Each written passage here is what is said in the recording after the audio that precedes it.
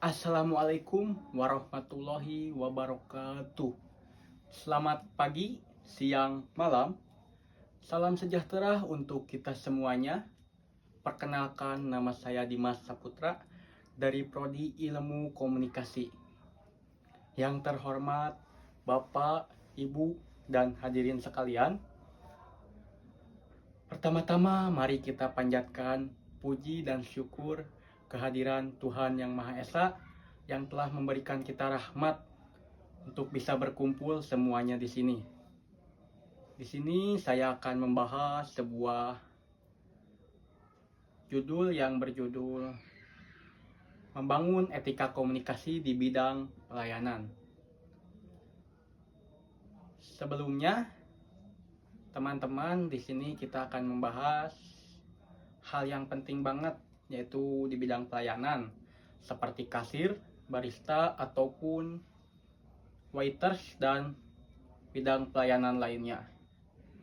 Sebagai mahasiswa ilmu komunikasi dan juga sebagai kasir tentunya, saya banyak bertemu dengan berbagai macam tipe orang.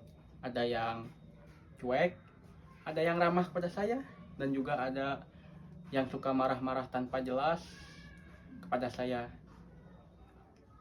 Itu semua nunjukin kepada saya bahwa etika dalam komunikasi bukan cuma sekedar pesan atau kata-kata, tetapi lebih dari itu, bisa berupa sikap, empati, ataupun pelayanan lainnya.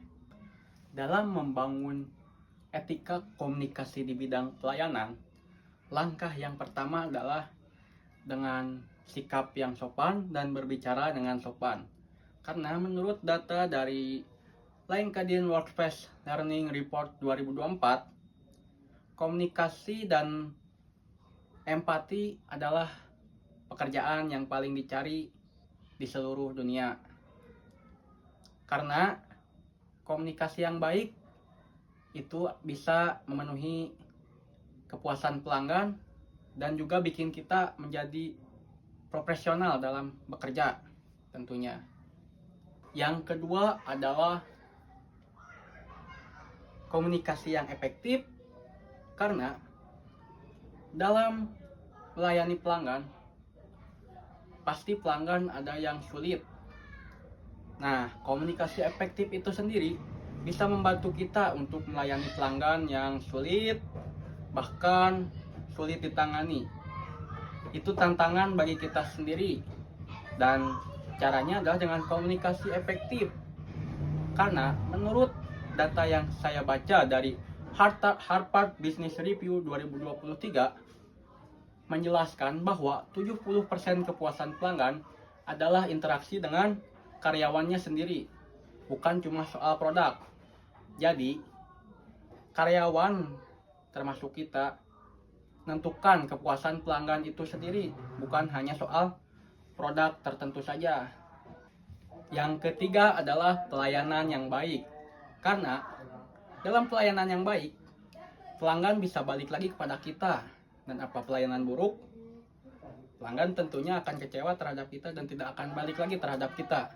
Jadi, pelayanan yang baik itu adalah sebuah hal yang sangat-sangat perlu dalam etika komunikasi.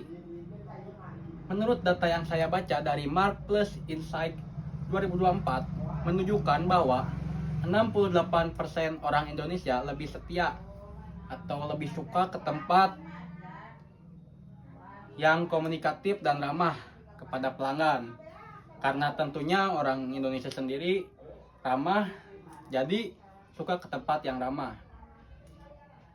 Nah, itu semua adalah ketiga cara dalam membangun etika komunikasi dan bisa teman terapkan dalam kehidupan sehari-hari di bidang pelayanan.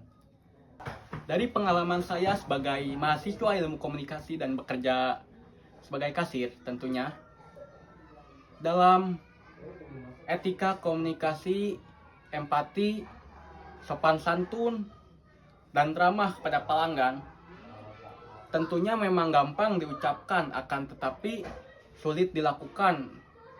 Oleh karena itu, kita dan rekan-rekan semuanya bisa menerapkan etika komunikasi tersebut dalam kehidupan sehari-hari. Karena dengan cara kita berbicara dengan sopan, ramah, dan empati terhadap semua orang bisa menunjukkan keramahan kita kepada orang lain, dan tentunya menunjukkan etika komunikasi yang baik dalam membangun di bidang pelayanan. Jadi teman-teman, dalam membangun etika komunikasi yang baik, kita harus menjadikan etika tersebut di dalam kegiatan sehari-hari atau kebiasaan sehari-hari, bukan cuma soal tentang pekerjaan. Karena apabila kegiatan etika komunikasi yang baik tersebut dilakukan dengan kebiasaan sehari-hari, bisa mendatangkan pertanda positif bagi teman-teman sekalian. Contohnya, teman-teman jadi mudah dipercaya kepada orang lain, dianggap ramah oleh orang lain, dan juga lebih profesional.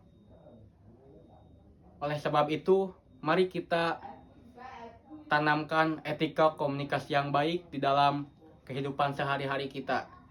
Cukup sekian dari saya. Apabila ada salah kata, mohon dimaafkan. Indonesia negara hukum. Assalamualaikum. Terima kasih teman-teman.